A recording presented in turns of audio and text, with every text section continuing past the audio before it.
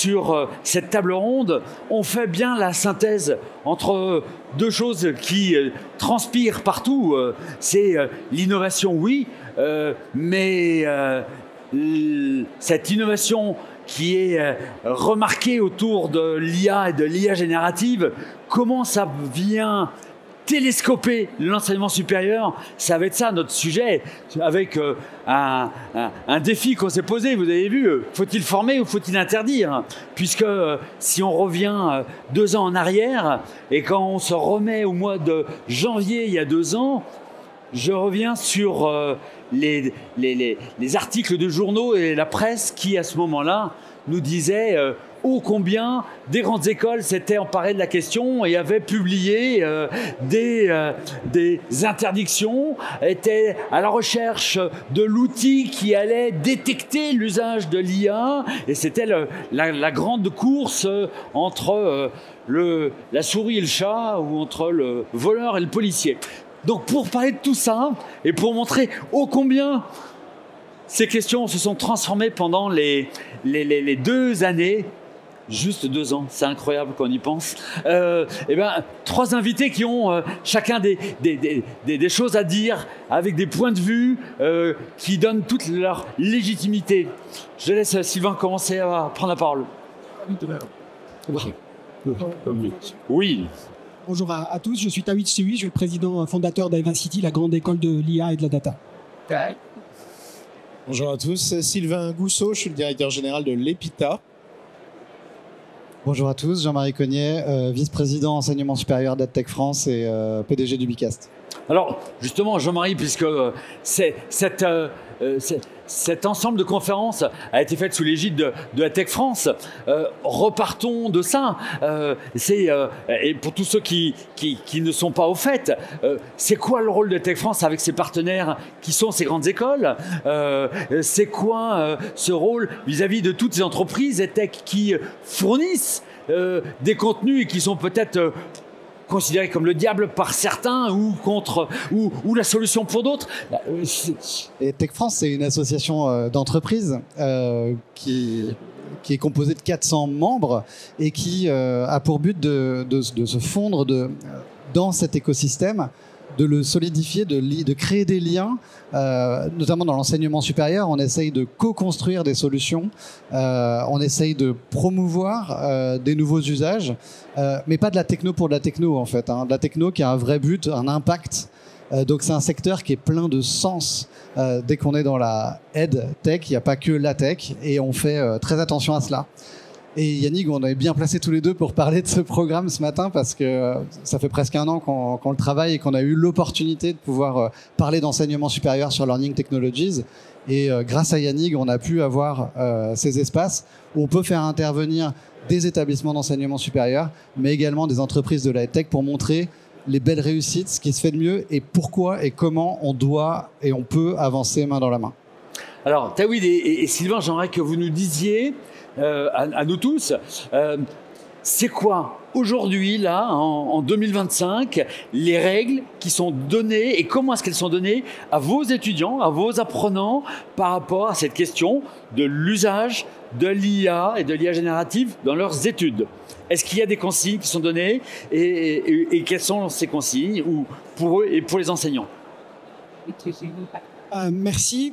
Effectivement, quand je vois la première tendance de dire on va interdire l'IA générative dans les écoles, c'est vrai qu'on peut se poser beaucoup de questions. J'ai un fils de 10 ans, quand je lui dis viens, on va voir ce qui nous reste dans le frigo pour trouver la recette du soir, on va chercher sur Google, il me dit non papa, on va chercher sur ChatGPT, c'est mieux.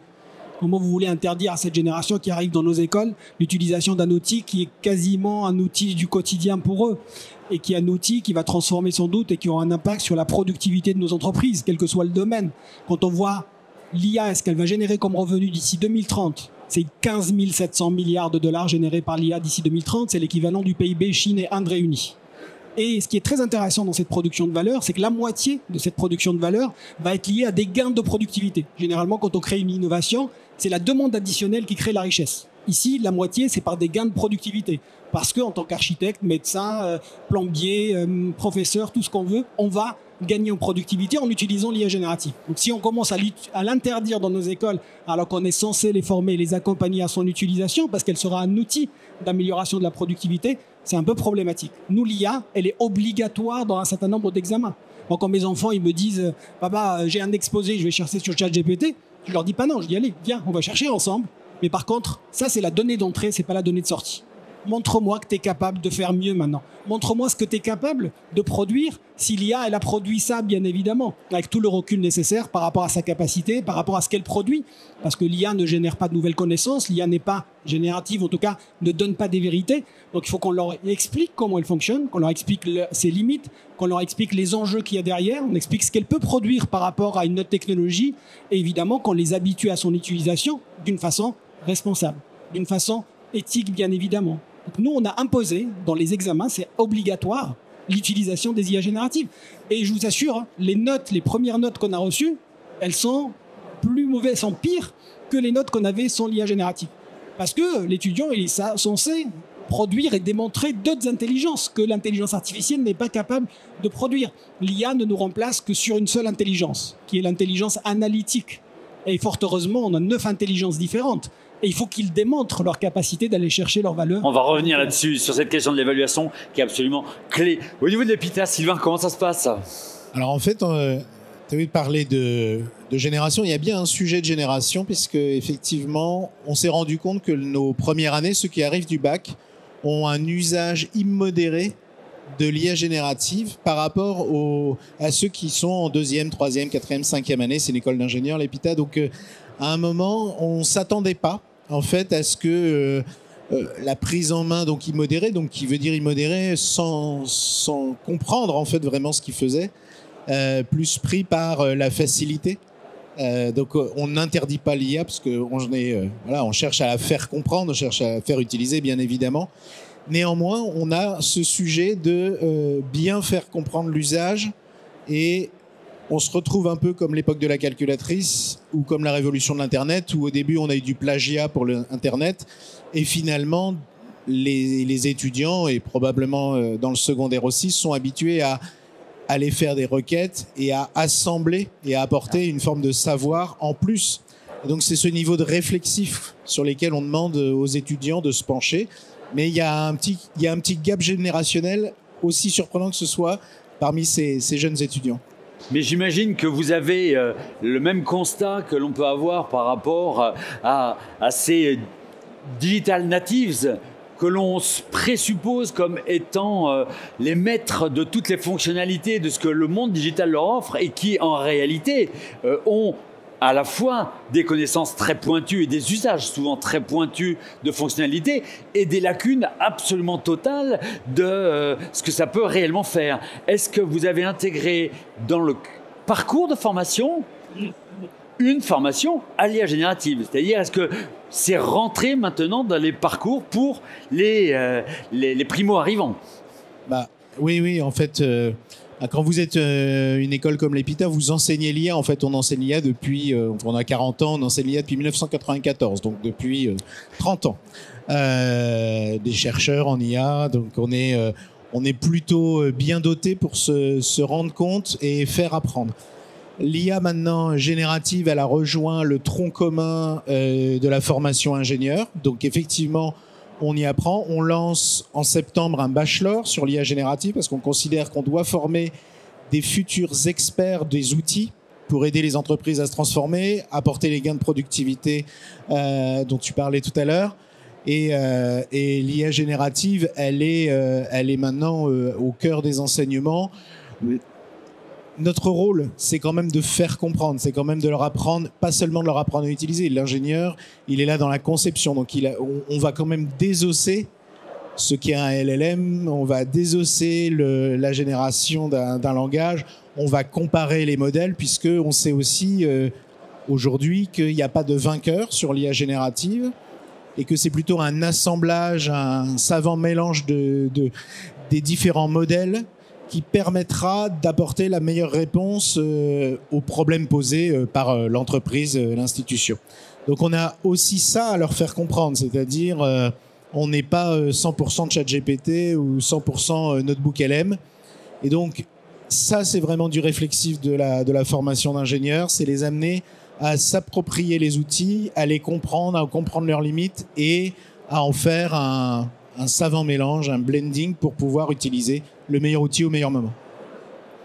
Il y a deux dimensions dans l'IA générative, dans l'enseignement à l'IA générative. Il y a la conception de l'IA générative, mais ça, c'est pas nouveau. L'IA générative est un sous-domaine du deep learning, qui est lui-même un sous-domaine du machine learning, et ça existe depuis des années. Et nous, on l'a dans nos programmes de conception d'IA depuis très, très, très longtemps. Et ça va continuer à évoluer. D'ailleurs, aujourd'hui, on parle d'IA agentique, qui est la prochaine grande révolution.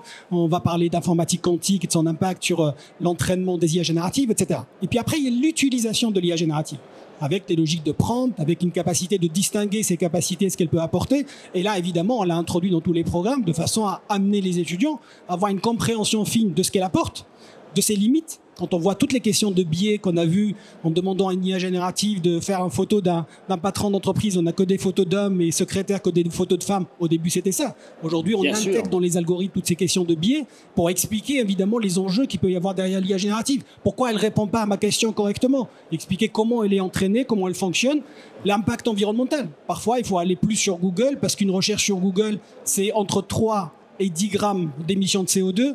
La même recherche sur une IA générative type ChatGPT, c'est 35 fois plus. C'est entre 200 et 230 grammes de CO2. Donc si ça sert à rien d'utiliser une fusée pour grimper la montagne, il y a un moment. Donc il faut expliquer ce que c'est, ce qu'elle apporte, quelle est la partie de vérité qu'elle peut apporter, comment elle peut compléter d'autres outils, et puis ses limites par rapport effectivement à l'utilisation qui doit être responsable. Il doit citer l'utilisation de l'IA générative parce que on a tendance à dire que l'IA crée des conséquences. C'est pas l'IA qui crée des conséquences, c'est l'utilisation de l'IA, c'est la façon de l'utiliser et la façon de la concevoir. Donc il faut apporter cette dimension d'éthique et de responsabilité, et pas seulement la dimension technique. Une formation sur l'IA générative qui se limite au prompt et au code, elle ne sert à rien, parce que c'est un enjeu sociétal avant tout. C'est un enjeu business de dire comment la déployer au service des métiers, et c'est ça qui doit intégrer tous nos programmes. Pas seulement chez nous en tant qu'école technologique, mais toutes les écoles, quelles qu'elles soient, aider le jeune âge et pas seulement attendre l'université pour le faire. Alors on le voit, on a vraiment un consensus par rapport à ça, mais je vais t'interroger, Jean-Marie, sur quelque chose dans ta vision, puisque toi tu es amené à travailler avec tout un tas d'établissements, et là le fait d'aller former les apprenants, les étudiants à ces usages fondamentaux pour devenir des citoyens adaptés, des collaborateurs adaptés aux transformations de la société. Comment ça se passe du côté des enseignants, ceux avec lesquels toi aussi tu travailles au quotidien dans toutes ces organisations? Alors effectivement, de par ma position et chez Ubicast, mais aussi chez Tech France, puisque je suis au contact de mes autres collègues du monde de la tech, c'est-à-dire on communique beaucoup avec les établissements, et en fait, donc on est en train de dire effectivement l'IA développe l'esprit critique des étudiants, etc. Mais dans les grands établissements, il y a beaucoup d'enseignants qui ne sont pas au fait des dangers et des opportunités, comme des opportunités de l'IA.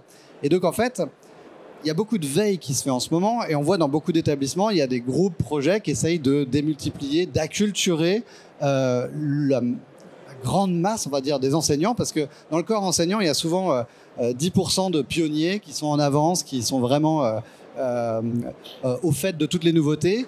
On va avoir 10 à 20% de réfractaires qui n'aiment pas le changement, et quel que soit le changement qu'on leur propose, ils vont s'y opposer. Et puis au milieu, il y a tout le reste, et c'est ces gens-là qu'il faut toucher et qu'il faut sensibiliser. Et donc pour qu'ils puissent véhiculer les bons messages par rapport à l'IA aux étudiants, il va y avoir un gros travail à faire au niveau des enseignants en premier lieu, à mon sens. Alors, justement, vous, même si c'est la nature même de vos écoles qui ont dû faciliter vraiment cette adoption, cette appropriation par les enseignants, j'imagine que vous avez été amené à faire un plan de sensibilisation, de formation, d'engagement au niveau des équipes. Eh bien, pas tant que ça. Il y a un vrai esprit technologique en fait dans les écoles. Alors, je parle de l'EPITA, on a 50 enseignants-chercheurs et 130 enseignants permanents. Donc, on a plutôt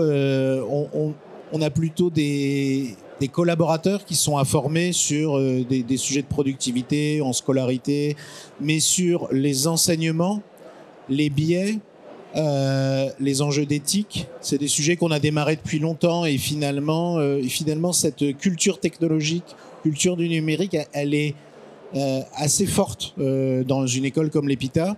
Donc ça n'a pas constitué un obstacle. Alors là, vous avez tous raison, hein, c'est que ça ne cesse d'évoluer, donc il faut quand même rester très prudent. Donc ce qui est acquis un jour méritera probablement de regarder comment on fait demain. On parlait des agentic AI qui devraient être la prochaine révolution. Hein. C'est des mini-programmes qui utilisent de manière autonome l'IA générative. Par exemple, le use case le plus connu, c'est donc de commander son voyage où on demande juste à son prompt de dire voilà, fais-moi partir à Berlin du 12 au 16 février et effectivement tout arrive tout seul puisqu'il a fait ça tout seul. Là encore, on est sur une évolution extrêmement intéressante. Mais est-ce que tout notre personnel, tous nos enseignants sont formés à ça? Peut-être pas encore, donc il faut être toujours très, très à l'écoute. Nous, on a mis en place un programme de transformation, pas de formation. C'est vrai que du fait qu'on soit une école de l'IA, on est un peu plus habitué à ces outils-là et puis on a des gens qui sont à l'aise avec ces outils. Mais par contre, la réflexion, c'était de dire comment on passe d'un usage individuel à un usage institutionnel. Moi, à titre individuel, aujourd'hui, je fais 3-4 fois plus de choses que ce que je faisais avant. Je faisais déjà beaucoup de choses et aujourd'hui, j'en fais encore plus. Et on s'est dit comment on transforme ça au niveau de l'organisation. On a mis en place un programme en 6 mois pendant lequel on a testé et identifié une 50aine d'outils IA qu'on a testé, identifié, documenté, etc. Et puis après, on a choisi les outils qu'on a diffusés au sein de toute l'organisation pour pouvoir être une organisation un peu plus augmentée en ayant effectivement testé, dialogué sur l'avantage, l'inconvénient, parce qu'il y en a tellement des outils dans ce sens. Deuxième sujet qu'on a fait, c'est de dire quels sont les enjeux qu'il y a derrière. Comment on va évaluer un travail qui est fait en partie par une IA générative? Comment on va pouvoir introduire l'IA générative dans l'apprentissage? Comment on va repenser notre mission complètement à l'ère de l'IA générative? Si l'IA générative est capable de produire un certain nombre de choses, c'est quoi le type d'intelligence qu'on doit nous pousser dans le cadre de nos enseignements et qu'on doit évaluer? Donc c'est ce travail de transformation qui est essentiel. Au-delà, bien évidemment, de la formation qui est essentielle lorsqu'on n'est pas habitué à ces outils-là. Alors justement, on va se centrer sur nos 5 dernières minutes sur cette question de l'évaluation. Parce que c'est là qu'est quand même le tsunami dans l'enseignement, hein, et encore plus dans l'enseignement supérieur. Si on ne modifie pas les règles d'évaluation et si on ne réinterroge pas même la mission de la structure, est-ce que c'est d'aller donner et reconnaître des diplômes, des titres, des certificats, ou est-ce que c'est d'aller développer des compétences? Et autour de ça, comment est-ce que vous avez mis en place des nouvelles modalités d'évaluation qui soient au plus près de la compétence et non pas de ce qui est totalement biaisable par l'usage de l'IA générative? Alors, dans les écoles d'ingénieurs, on a quitté effectivement le monde des apprentissages, on est passé au monde des compétences, hein, ce qu'on appelle la démarche compétences. Donc, effectivement, on cherche aujourd'hui à faire apprendre des compétences, à valider des compétences. Donc, c'est vraiment ça qui a guidé ces 10 dernières années. Donc, nous, on a une cellule pédagogique qui s'appelle le Teaching Lab, dans lequel on déploie la démarche compétences et qui finalement, pour le simplifier à l'extrême, fait un peu fi des technologies qui viendraient accélérer l'apprentissage. Ce qui compte, c'est le développement des compétences. Par contre, on a ce que disait Tawhid, c'est qu'on a renversé aussi l'utilisation de l'IA. C'est-à-dire que l'IA générative, là, elle arrive dans les apprentissages de compétences aussi comme un enseignant personnalisé. Je donne un exemple assez simple. Nos étudiants doivent produire du code informatique, comme ça arrive beaucoup dans ce type d'école. Une IA personnalisée qu'on a développée, elle est en train d'apporter des suggestions, des conseils spécifiques au code qui a été rédigé par telle ou telle étudiante ou étudiant pour lui dire là, ton code est effectivement comporte des erreurs, c'est certain, mais surtout des améliorations possibles. Consommer moins d'énergie parce que ton code est trop lourd, ou bien ton code n'est pas réexploitable ou il ne pourra pas passer à l'échelle. Tout ça, ça va aider effectivement l'enseignant, parce que on est quand même dans un monde où si on peut avoir une IA générative qui est copilote, à ce moment-là, on peut apporter une valeur ajoutée en plus de l'apprentissage des compétences. Alors, 3 éléments de réponse. 1, si l'IA générative nous remplace, c'est qu'on le mérite. Okay, ça, c'est la première chose, c'est le basique à partir duquel on doit partir. L'IA générative, 2, elle permet de transformer, analyser, projeter, combiner. Elle ne crée pas de nouvelles connaissances. Et donc, ce dont on a besoin aujourd'hui, c'est de pouvoir orienter les étudiants vers ce que l'IA générative n'est pas capable de faire et vers là où il y a une vraie valeur ajoutée humaine, la création de connaissances. On a tendance à dire l'IA crée de nouvelles connaissances, elle n'en crée pas. C'est comme à l'époque où quand on a créé l'appareil photo, on a dit ça va faire disparaître les peintres et la peinture n'a jamais eu autant de valeur que depuis l'apparition de l'appareil photo. Aujourd'hui, la production de connaissances n'aura jamais autant de valeur que depuis l'apparition de l'IA générative, en sachant que 60% des contenus qu'on retrouve sur Internet aujourd'hui sont générés par des IA génératives. Donc la valeur ajoutée de l'être humain, elle est dans la création de connaissances, et c'est pour ça que nos institutions vont être valorisées de plus en plus sur leur capacité de produire de la connaissance et pas seulement de la transmettre. Parce que la transmission peut être facilitée par des logiques de personnalisation, etc., qui sont poussées par l'IA. Deuxième chose qui est importante aussi, c'est de dire que nous, dans le domaine de la formation et en lien avec les IA génératives, c'est comment on va pouvoir évaluer et changer les modalités avec lesquelles on va effectivement reconnaître cette dimension créative de l'étudiant. Donc, il faut qu'on pousse de nouvelles intelligences, il faut qu'on repense. Nous, par exemple, on a décidé d'en faire beaucoup moins de code. Il y a beaucoup d'écoles qui se sont créées autour du code ces dernières années, ce qui est complètement absurde, parce qu'aujourd'hui, quand on voit l'IA, ce qu'elle est capable de faire au niveau du code, on se dit, bon, est-ce que c'est toujours utile? Et on a remplacé ça par l'algorithmique. On remplace la stratégie par la théorie des orgas. On remplace le marketing par la psychosociologie du consommateur. Vous voyez, on va chercher les fondamentaux.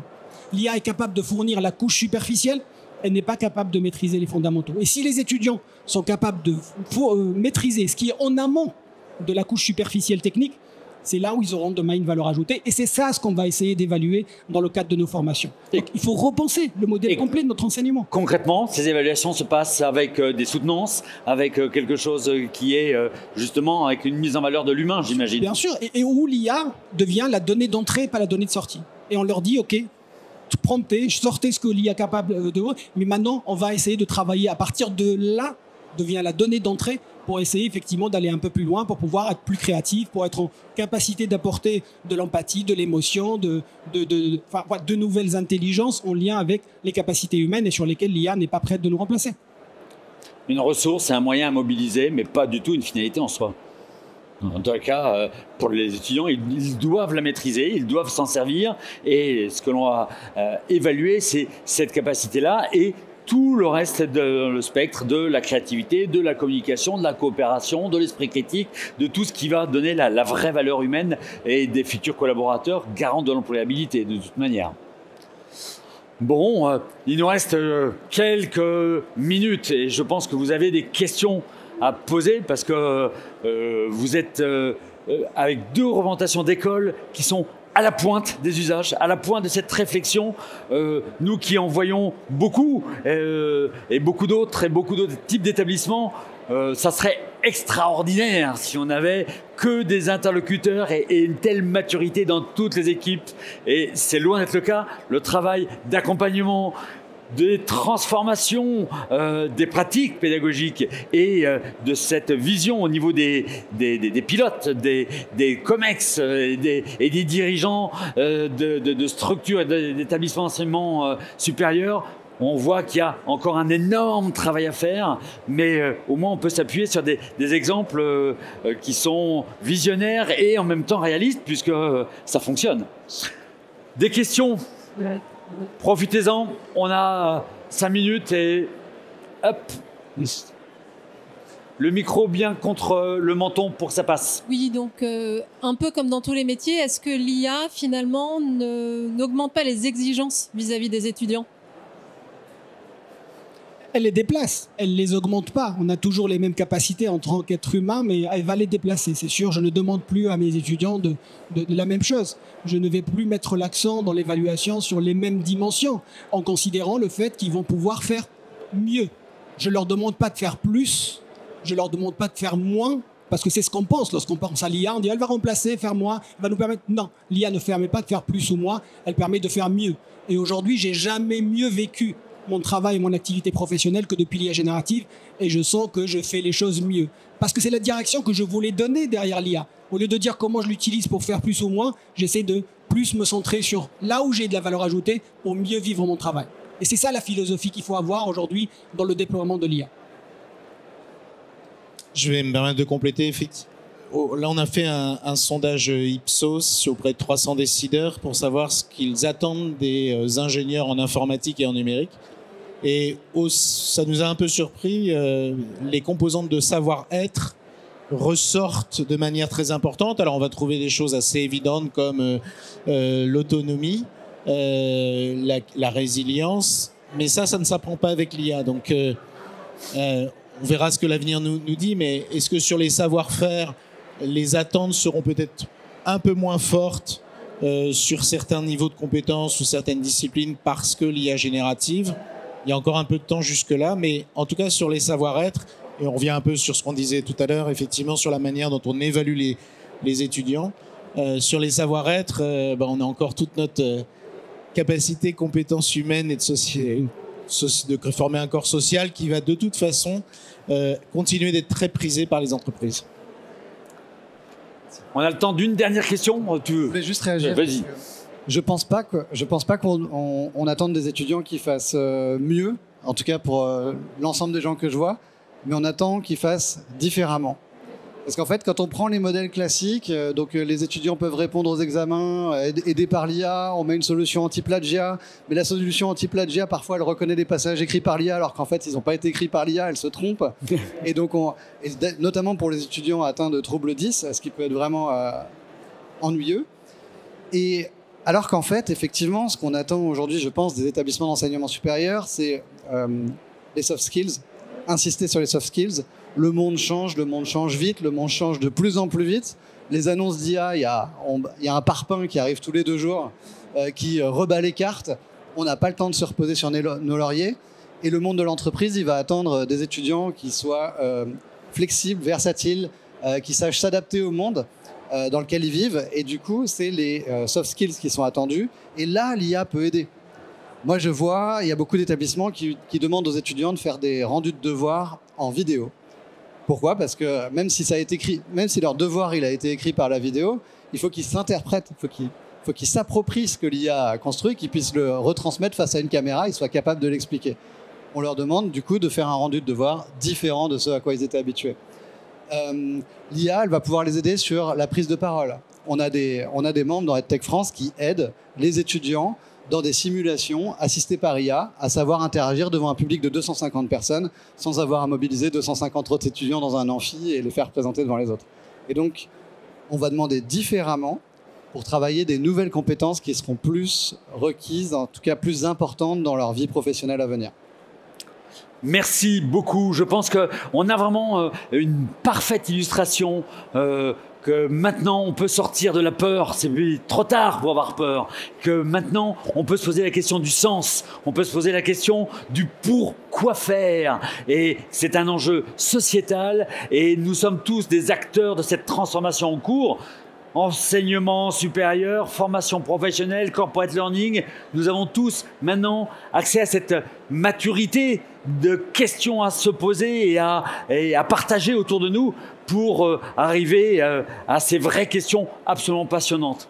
Merci beaucoup et l'an prochain, il y aura encore plus d'enseignement supérieur sur le salon Learning Technology.